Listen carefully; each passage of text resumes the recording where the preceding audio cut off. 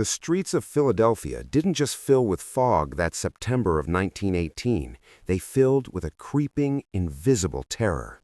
At first, it was subtle.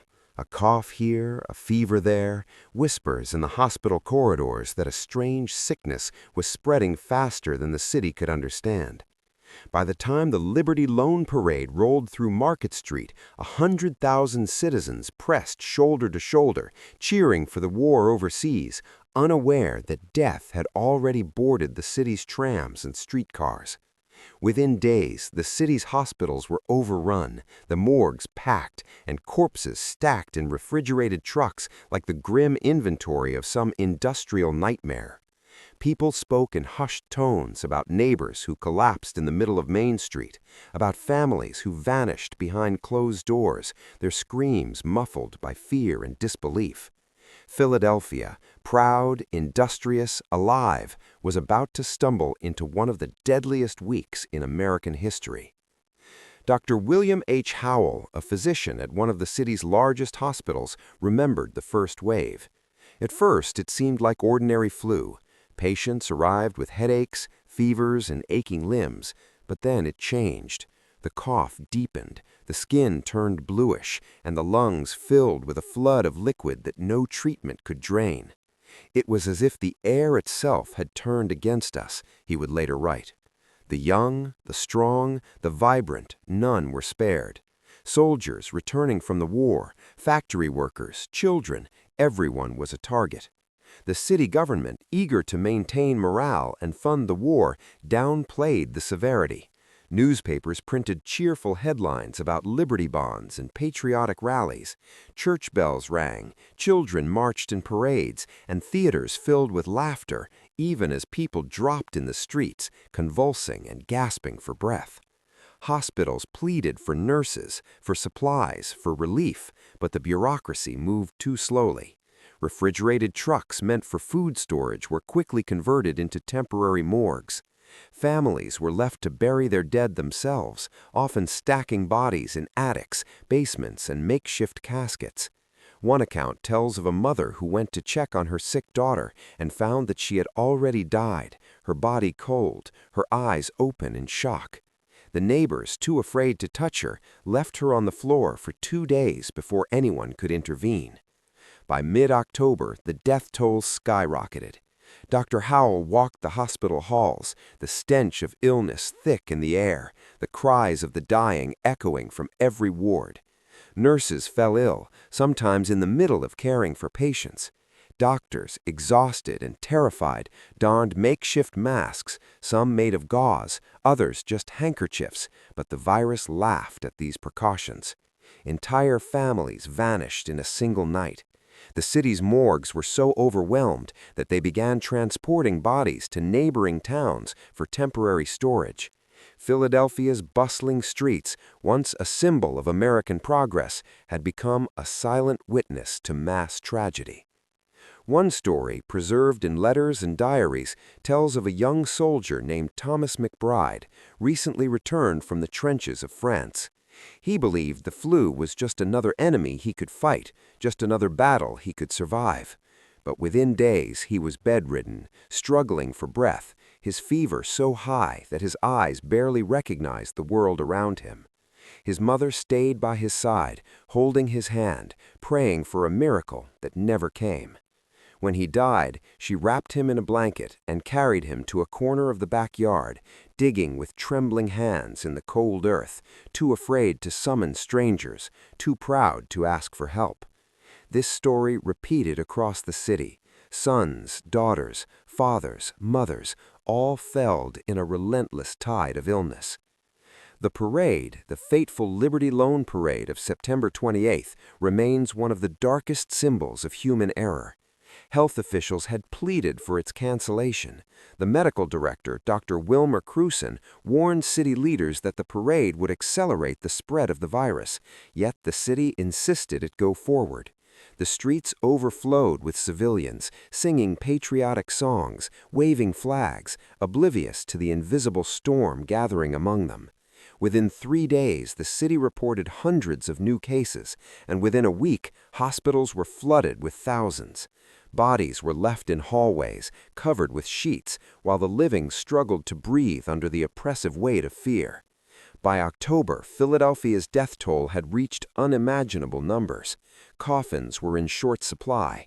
Churches, unable to host proper funerals, hastily dug mass graves. Neighborhoods reported clusters of deaths so intense that children began to fear their own homes.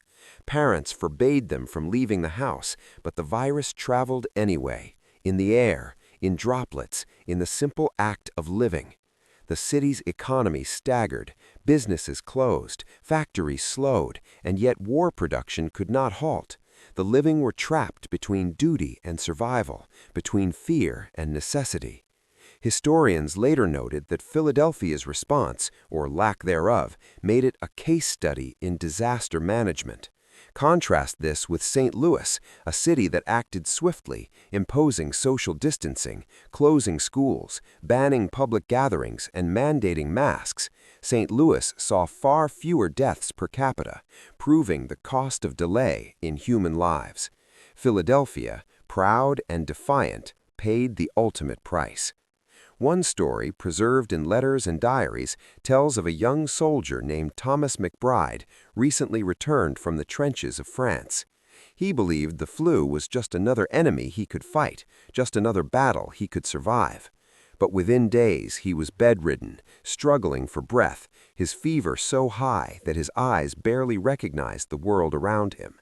His mother stayed by his side, holding his hand, praying for a miracle that never came.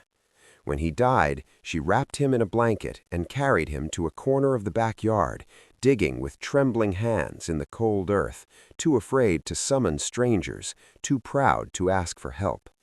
This story repeated across the city. Sons, daughters, fathers, mothers, all felled in a relentless tide of illness. The parade, the fateful Liberty Loan Parade of September 28th, remains one of the darkest symbols of human error. Health officials had pleaded for its cancellation. The medical director, Dr. Wilmer Crewson, warned city leaders that the parade would accelerate the spread of the virus, yet the city insisted it go forward.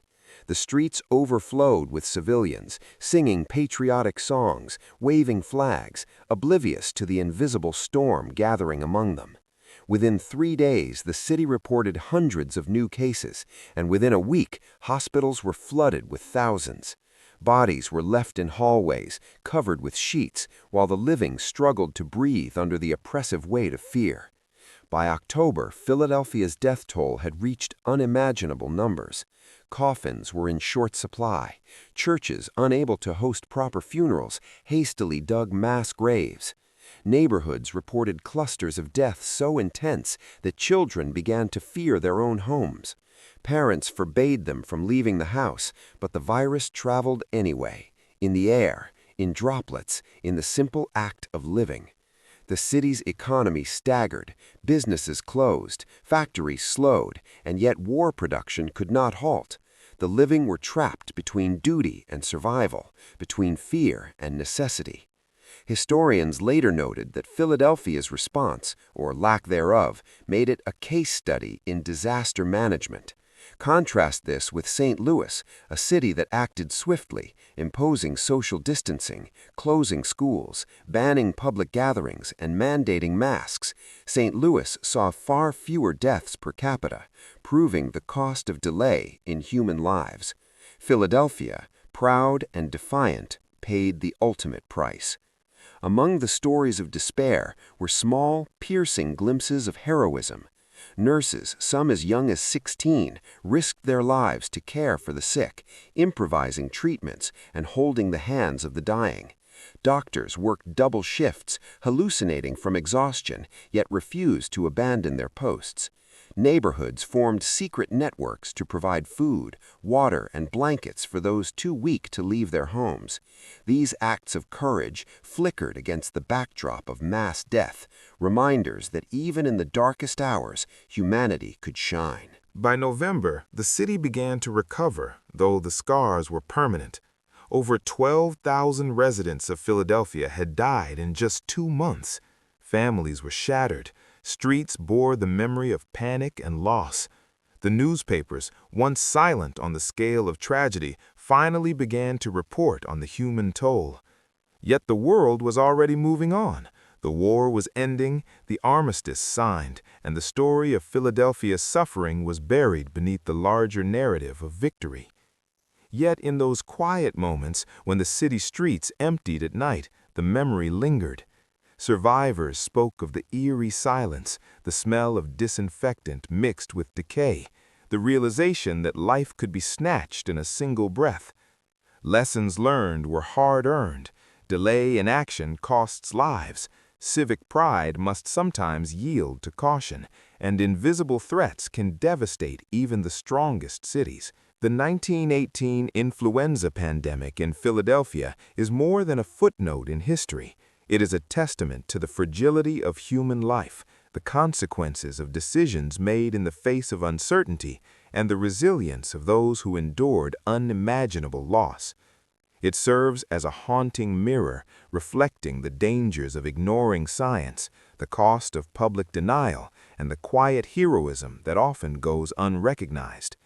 And though a century has passed, the city still remembers, in whispered stories, letters, and the shadowed corners of cemeteries where the dead lie in mass graves, their names etched in memory and sorrow. The city's schools, normally full of laughter and the clatter of chalk on blackboards, became silent fortresses. Children, too young to understand the invisible enemy, sat at home staring out the empty streets.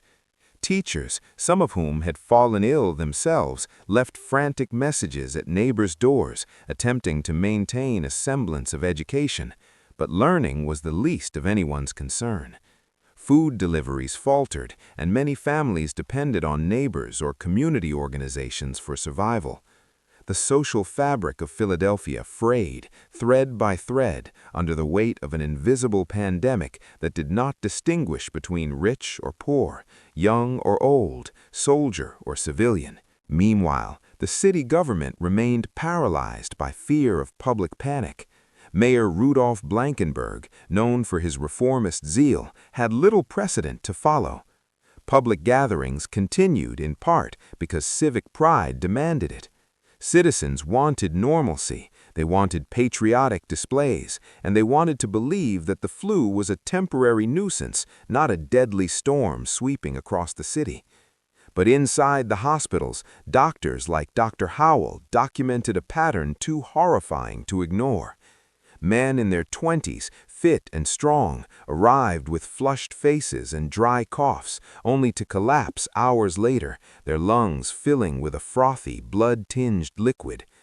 I had never seen death come so fast, nor with such indiscriminate cruelty, Howell later wrote.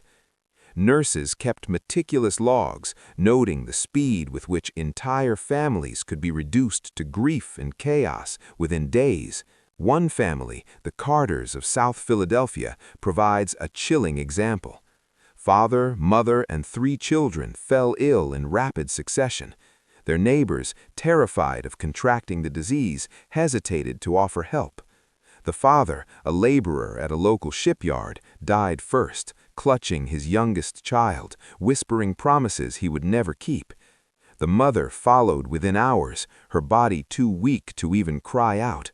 Only one child, an 8-year-old girl named Eleanor, survived, hidden beneath a heap of blankets in the attic, her body fevered, her mind teetering on the edge of consciousness. Her survival was as miraculous as it was heartbreaking. Her siblings buried in hastily dug graves in the backyard, her parents entombed side by side beneath a thin layer of soil in a city that could scarcely keep up with the dead. The medical community, overwhelmed and underprepared, attempted desperate experiments. Hospitals experimented with oxygen therapy, coughing treatments, and rudimentary quarantine techniques, but the virus proved relentless. Masking was encouraged, though compliance was uneven and the materials primitive. Cloth masks, often reused or improperly washed, offered little defense. Influenza ran rampant in crowded tenements, in factories, and on streetcars packed with commuters. In one grim case, a single department store became a death trap, with employees collapsing mid-aisle, leaving shoppers to navigate through chaos, their screams echoing among shelves of unsold goods.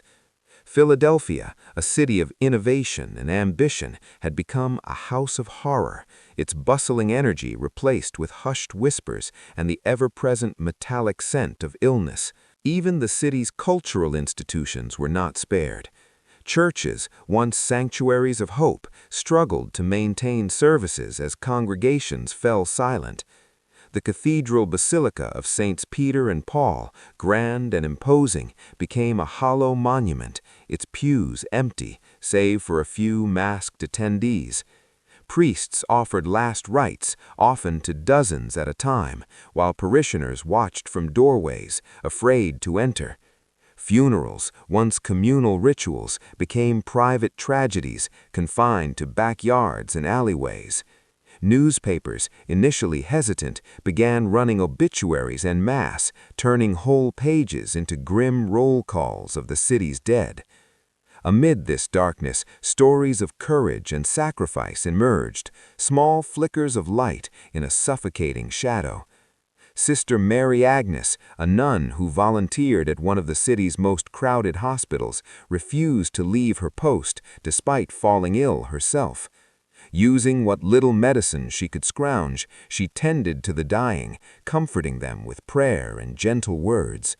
She recounted one patient, a young man named Joseph, who was coughing up blood and shaking with fever. For 2 days she sat by his bedside, holding his hand, speaking softly.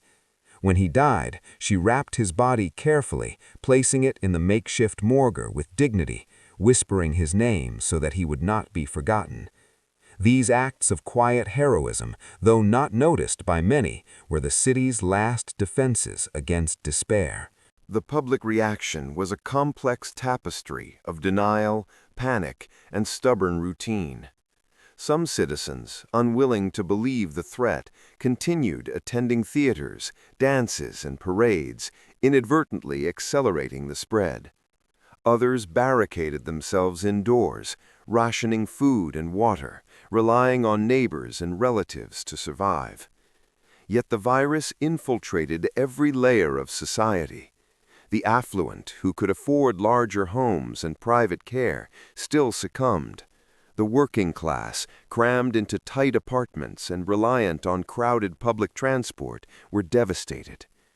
The pandemic revealed the stark inequalities of the city, where survival often hinged on geography, wealth, and sheer luck. By November, Philadelphia's morgues overflowed to breaking point. Refrigerated trucks, initially intended for perishable goods, were commandeered to hold corpses. Undertakers, overwhelmed and exhausted, collapsed under the weight of their duties. One account describes a block of row houses where every family had lost someone to influenza. Children, orphaned and terrified, wandered the streets in search of surviving relatives, often taken in by neighbors or distant family members who barely knew them. The psychological toll was immense. Survivors carried guilt, trauma, and a haunting awareness of life's fragility that lingered long after the fever broke. Outside the hospitals, the economic machinery of the city strained under the weight of illness. Factories slowed, production faltered, and essential services struggled to maintain operations. Philadelphia, a hub of wartime manufacturing, faced a moral and logistical dilemma: continue production for the war effort or shut down to protect human life. Decisions made in boardrooms and city halls had real consequences on the streets, where families waited anxiously for rations, for news, for their loved ones to survive another night. Yet the pandemic's lesson extended beyond immediate suffering. Public health officials, scholars, and historians would later study Philadelphia's response as a cautionary tale. Cities that acted decisively, closing schools, banning public gatherings, implementing mask mandates, saw dramatically lower mortality rates. Philadelphia, defiant and slow to respond, paid a heavy price. The cost of civic pride, of underestimating an invisible enemy, was measured in thousands of lives lost, in grief that would echo for generations, in neighborhoods forever changed. Amid this broader narrative, individual tales of survival illuminate the human dimension. Margaret Hughes, a schoolteacher, watched her colleagues and students succumb one by one. She herself fell ill, bedridden for weeks, haunted by visions of the children she could not save. When she recovered, she returned to her empty classroom, determined to rebuild, to teach, to honor the memory of those lost. Her resilience mirrored that of countless others who faced the unimaginable and continued onward, carrying the scars, visible and invisible, of a city in mourning. Even in the quiet aftermath, Philadelphia bore the imprint of the pandemic. Streets were repaired, businesses reopened, schools resumed, but the memory of loss lingered. Cemeteries filled, memorials erected, and survivors shared their stories in whispers, in letters, in diaries that would one day serve as historical testimony. The city had been transformed, not just physically, but psychologically, morally, and socially. The influenza pandemic of 1918 left no corner untouched, no family unaffected, no heart unscarred. And yet, amid all the horror, there was an undeniable truth. Life continued. The city rebuilt, learned, and adapted. Public health systems were strengthened, emergency protocols developed, and communities forged stronger bonds. But the lessons of those fateful months in Philadelphia, the cost of inaction, the cruelty of an invisible foe, the quiet heroism of ordinary citizens, remained haunting reminders that history's deadliest lessons often arrive unannounced, demanding attention before it is too late. As autumn turned into winter, the city's suffering deepened. Streets that once thrummed with horse-drawn carriages and streetcars were now quiet corridors of fear. Those who survived often did so alone, wandering past boarded-up houses and shuttered businesses, their eyes haunted by memories of family members lost to fever, gasping coughs, and suffocating lungs. Children roamed like ghosts, parents too exhausted or sick to keep watch, neighbors too fearful to intervene. One observer wrote in his diary, "It is not the streets that are empty, but the hearts that are hollow." Meanwhile, the medical crisis escalated into a social catastrophe. Hospitals were overflowing, forcing doctors and nurses to improvise in hallways, offices, and even churches converted into temporary wards. Every available surface was pressed into service. Hallways became corridors of agony, where the sick lay on cots, blankets, or even the bare floor, convulsing, coughing blood, gasping for air. Physicians, many returning from the war front, were exhausted, demoralized, and running out of supplies. Morphine and quinine, the standard treatments, offered only fleeting relief. Some doctors resorted to experimental treatments, inhaling steam, administering stimulants, or even bleeding patients in desperate, ultimately futile attempts to relieve lung congestion. Death did not discriminate. Young men in the prime of life, soldiers recently returned from Europe, crumpled alongside infants and elderly grandparents. Philadelphia, a city that once prided itself on order and innovation, had become a theater of human fragility and despair. Amid the hundreds of tragedies, some stories stand out, haunting in their particular cruelty. The Delaney family lived in a modest row house near South Street. Both parents fell ill within hours of each other, leaving their 3 siblings to fend for themselves. The eldest, 15-year-old Samuel, attempted to care for his siblings, boiling water and rationing what little food remained. But disease crept through the house relentlessly. By the time neighbors summoned help, only one child survived, curled beneath a pile of blankets, the others already cold and lifeless. Such heartbreak was repeated countless times across the city. Yet the newspapers, pressured to maintain public morale, often printed only reassuring headlines: "Philadelphia strong, no need for panic." But strength in those weeks was measured in the ability to survive the impossible. The infamous Liberty Loan Parade remained a defining symbol of the city's hubris. Civic leaders had been warned repeatedly that mass gatherings would accelerate the spread of influenza, but the need to fund the war overseas was deemed more urgent. Flags waved, bands played, and citizens cheered as soldiers marched past, unaware that the streets had become a crucible. Within days, hundreds fell ill, and hospitals began receiving patients in numbers that overwhelmed staff and supplies. Refrigerated trucks were quickly requisitioned to store corpses, while makeshift morgues sprang up in school basements, church halls, and even livery stables. Entire neighborhoods were quarantined informally, but the virus ignored lines drawn on maps. Philadelphia's population of just over 1.7 million had been reduced to a city where death was a constant companion. The psychological toll on survivors cannot be overstated.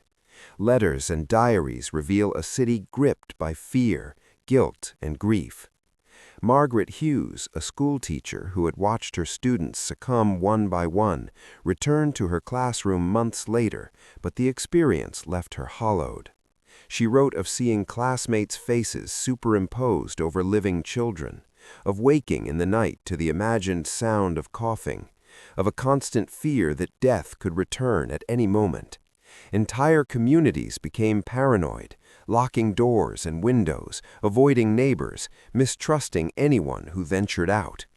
In a city built on social exchange and civic pride, isolation became both safety and punishment. Amid this chaos, some citizens attempted to act with courage and ingenuity. Sister Mary Agnes, the nun who had refused to leave her post despite her own illness, organized makeshift care centers in underutilized buildings. Volunteers, often teenagers or elderly women, risked exposure daily, preparing meals, disinfecting surfaces, and administering comfort to the dying. Their work was invisible to most of the city, but life-saving to those who depended on it. In one account, she held the hand of a young man who was gasping for breath, whispering his mother's name to give him strength. He survived by the slimmest margin. Many others were not so fortunate. These small acts of humanity were threads of light in a tapestry of darkness, demonstrating that even in the worst of times, empathy endured. The virus did not only attack individuals, it disrupted the very machinery of the city. Factories slowed or closed as workers fell ill. The Navy Yard, normally a hub of wartime production, struggled to maintain output, while hospitals drew nurses and doctors away from civilian industries. Transportation faltered, leaving neighborhoods isolated and food scarce. Essential services, water, sanitation, law enforcement were stretched thin, and the city teetered on the brink of systemic collapse.